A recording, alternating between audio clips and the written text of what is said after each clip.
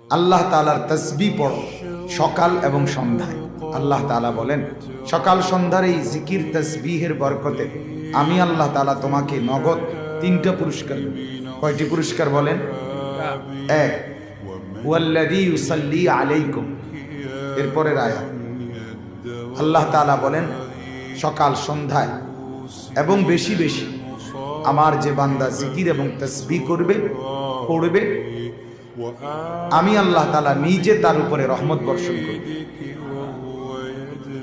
2 number, ওয়া মালাইকাতুহু, এবং আল্লাহ তাআলার সমস্ত ফেরেশতা ওই ব্যক্তির জন্য আল্লাহ তাআলার নিকট রহমতের দোয়া করবে। 3 নাম্বার, লিইউখরিজাকুম মিনায যুলুমাতি ইলান নূর।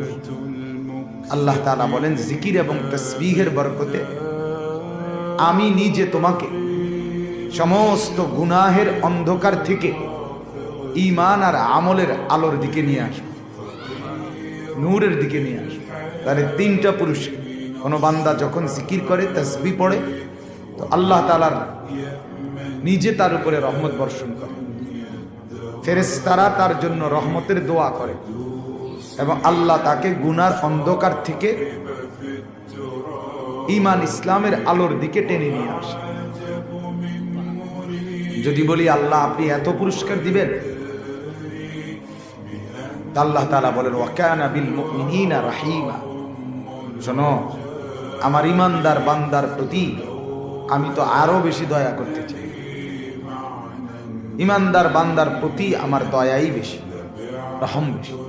এজন্য জিকির এবং তাসবিহ একজন মুমিনের সার্বক্ষণিক ডিউটি। আমি প্রায়ই বলি এ কথা, মুমিনের কোনো অবসর নেই, ঈমানদারের হায়াতে কোনো অবসর নেই। একজন ঈমানদারের জিন্দেগির 3টা হালাত। সে দুনিয়ায় যতক্ষণ বেঁচে আছে ততক্ষণ মেহনত করবে, কবরে কিছুক্ষণ বিশ্রাম করবে, জান্নাতে পূর্ণ আরাম করবে। দুনিয়া মেহনতের, কবর বিশ্রামের, জান্নাত আরাম। একবারে নিশ্চিন্ত হবে সেদিন যেদিন সে জান্নাতে ঢুকবে। ওয়াকালুল হামদুলিল্লাহিল্লাযী আযহাবা আন্নাল হাযান।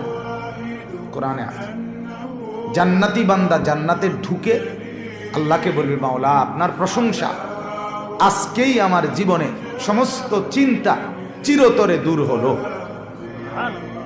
আযহাবা আন্নাল হাযান, সব পেরেশানি দূর হয়ে গেল।